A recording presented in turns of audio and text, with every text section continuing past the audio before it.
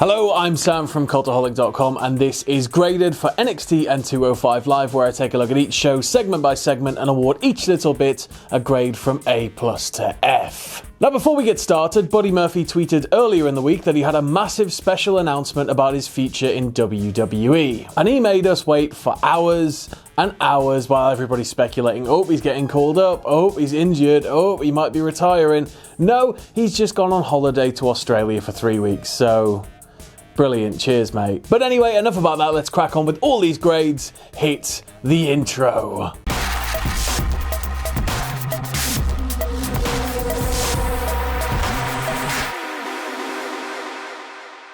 We kick things off on 205 Live this week with our first round 1 match for number 1 contendership for the WWE Cruiserweight title. What a mouthful. It's Tony Nese versus Kalisto. Nese manages to keep Kalisto grounded in this one, manipulating joints and using his natural size as an advantage. As the pace of the match picks up, it seems to be more and more in Kalisto's favour, and after a lot of flippy reversals back and forth, Kalisto drives Nese to the outside and connects with a dive to put him on the back foot. We get back in the ring, Kalisto hits a springboard, goes for the first cover of the match, but comes up short obviously. Nese once again gets driven to the outside, and there's a great bit here where Kalisto goes for a tope, but just before he can clear the top rope, Nese rolls back in the ring. Both men then use their agility to evade each other here. Nese hits this sweet looking cartwheel off the apron to the floor, and then he just backdrops Kalisto easy 4-5 feet, just picks him up, throws him straight over the ring steps, and he lands on the other side flat on his back. Nese then really turns up the aggression and takes it to Kalisto. We're talking stomps,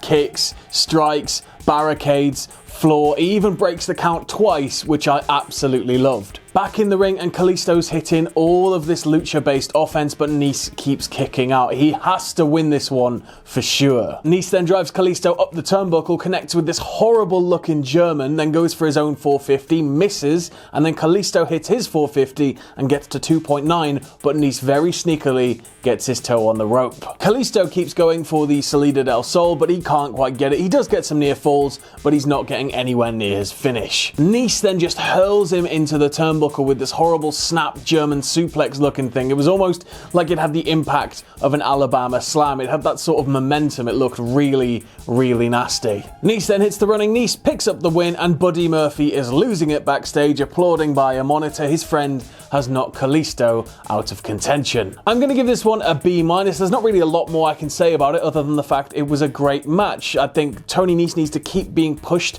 in this manner. I can see him being a mega baby face and possibly the face of 205 Live at some point, and Kalisto just continues to show us why he's quietly, secretly one of the best wrestlers WWE's got. We then go backstage, and Jack Gallagher is showing Humberto Carrillo footage of his match last week, and he keeps telling him off for using flippy, dangerous offense when he could have just used a wrist lock and got the same sort of damage. We then keep it backstage, and Mike and Maria are complaining to Drake Maverick about the finish of last week's match. Drake says, unfortunately, the referee's words final. He was right. Yes, he made a mistake, but Cedric's shoulder was up, so the match had to continue. He does say that Mike should be very proud of himself, though, for taking one of 205 Live's absolute best to the limit, and he'll get another match next week, so he should just go home and relax for this episode. We then go back to the ring for tonight's main event, and it's another round 1 match for number 1 contendership of the WWE Cruiserweight title, and it's the Brian Kendrick versus Drew Gulak. In the opening stages of this match, commentary are putting over Kendrick hard because he's been with the company for 8 WrestleManias, and he's never actually been able to wrestle on one. But in terms of the in-ring action, both guys seem to be a very equal match. They're just tying each other in knots, and nobody's really coming out on top. That all changes when Gulak hits this horrible, tight-looking German suplex. Gulak has Kendrick in a hold. Kendrick's able to reverse that into an arm lock, and then Gulak's able to get out of that and just apply more joint manipulation. The match is essentially a game of chess. It's a very World of Sport feeling match. It's certainly a much different style to the match that we saw open the show. And I really like that no matter how much abuse Gulak can dole out, Kendrick just won't stay down. This leads to Gulak sort of cracking a little bit. He takes Kendrick to the outside, like his head underneath the rope, and starts stomping on it until the referee interferes. And then this moment is what I thought would be the finish of the match. Gulak goes for the Gulak, can't quite lock it in fully, and then Kendrick locks in the captain's hook. As Gulak keeps clawing closer to the ropes, Kendrick pulls him back, rolls him over, and puts him back in the middle of the ring. It's all really tense, but then Gulak escapes and plants Kendrick with a powerbomb. Kendrick then attempts sliced bread, but Gulak manages to roll it through into the Gulak, and Kendrick eventually, horribly, passes out from the pain. So Kendrick didn't tap, but because he passed out, Gulak gets the victory and he advances in the tournament. And then before we went off air, commentary announced next week's round 1 matches, which are Carrillo versus Oni Lorcan and Tozawa versus Cedric.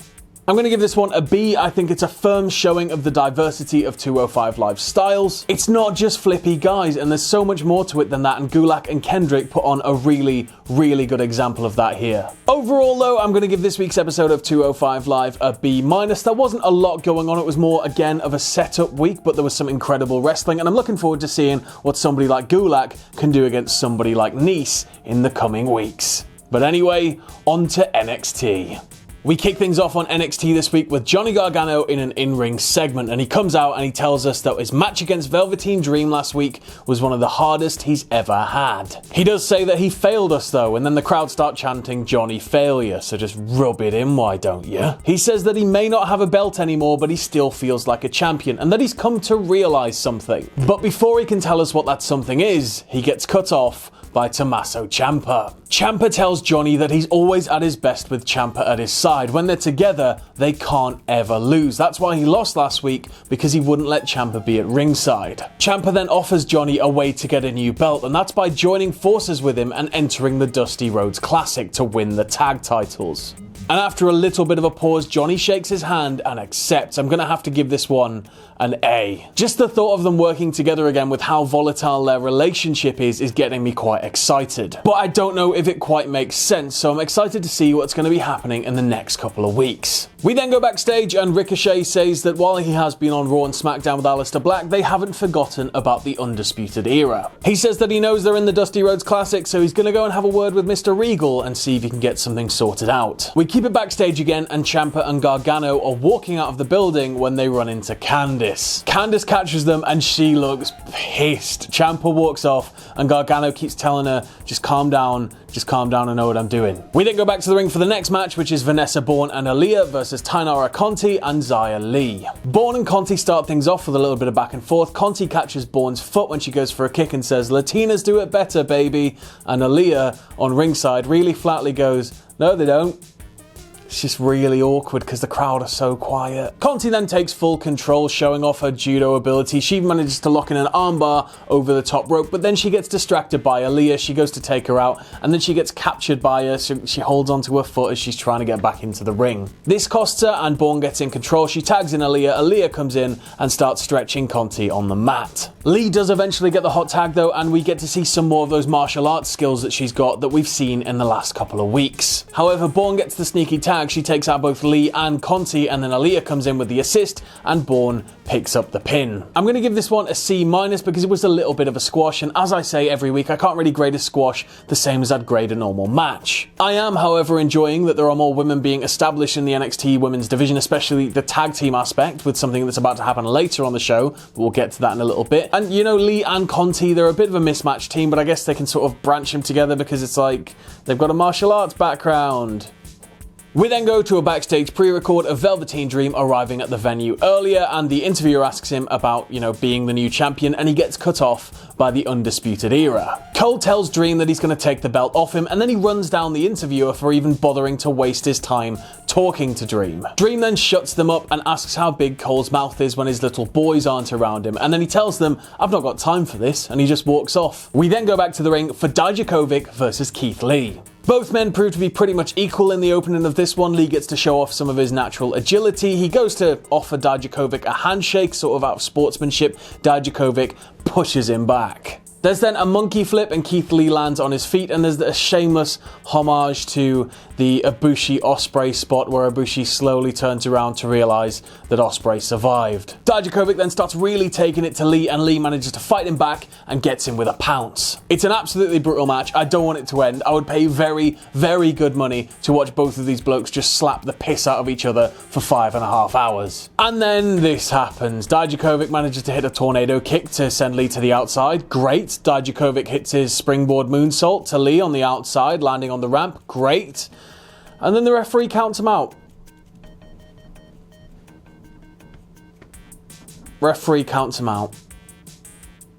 Personally, I found this to be a load of bollocks, but I know why they're doing it. They're doing it to really, really hype it, and you know, maybe next time something else will happen that'll ruin the ending, but it's just going to keep building, keep building, keep building, probably until TakeOver. I'm going to have to give this one a C- just because it was an incredible showing, but it only lasted for a few minutes. There's not really a lot that we can say about it. We then go back to the ring, and out comes Sasha, Banks, and Bayley. They tell us they're glad to be home, you don't forget where you came from, and they look genuinely happy for once. It's really nice. AC's even there in the front row, and I'm sure that Ross is doing his head in about it. And then they promise that their belts will be defended on Raw, SmackDown, and NXT, and Bayley says the NXT Women's Tag Division needs to step its game up, and maybe one day they'll get to compete for the belts. So I'm going to have to give this one an A, a massive A. There's nothing I can really do but give it an A. And then it's time for tonight's main event, Shayna Baszler versus Mia Yim. Shayna gets off to a strong start, showing off her wrestling ability and her ground game. She's sort of in a ground and pound position, and she keeps going to lay in strikes.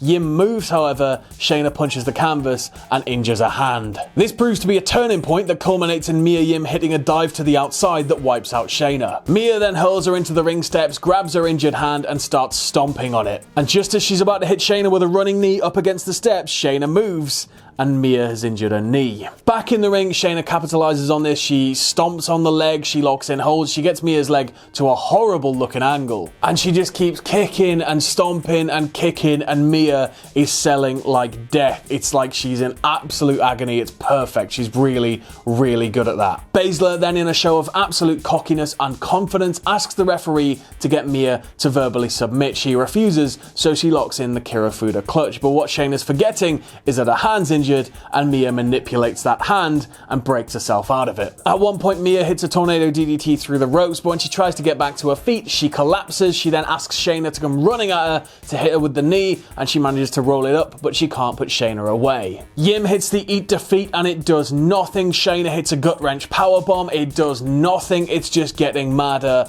and madder. Yim then attempts to lift Shayna into a powerbomb position, but Shayna gets out of it. She hits a knee. She locks in the Kirifuda clutch. Yim taps. Shayna holds onto it for a few more seconds, but eventually relents. I love this one. I'm going to give it an A-. I think it's Mia Yim's strongest showing so far. She looked like a beast for standing up to Shayna and refusing to submit in the early stages. And it keeps Shayna looking strong and looking horrible, and I can't wait to see where this storyline's going to go. So in terms of an overall grade for NXT this week, I'm going to give it a B. There wasn't a lot going on, but good wrestling, good story setup. Both were executed really well. It's just sort of like 205 Live was this week. Of course, we had the big return of Sasha and Bayley, which was excellent, and then DIY looked like they're getting back together, so it's all just leading to juicier and juicier things down the line. I just think there's so much going on in NXT at the minute that TakeOver is going to be absolutely unreal. But anyway, that's been graded for NXT and 205 Live. I'm Sam from Cultaholic.com. You can follow me on Twitter here. You can follow all of us at Cultaholic. If you like what we do here at Cultaholic, you can check us out on Patreon. That's patreon.com/Cultaholic. And no matter what you do, don't ever forget to hit subscribe and join us.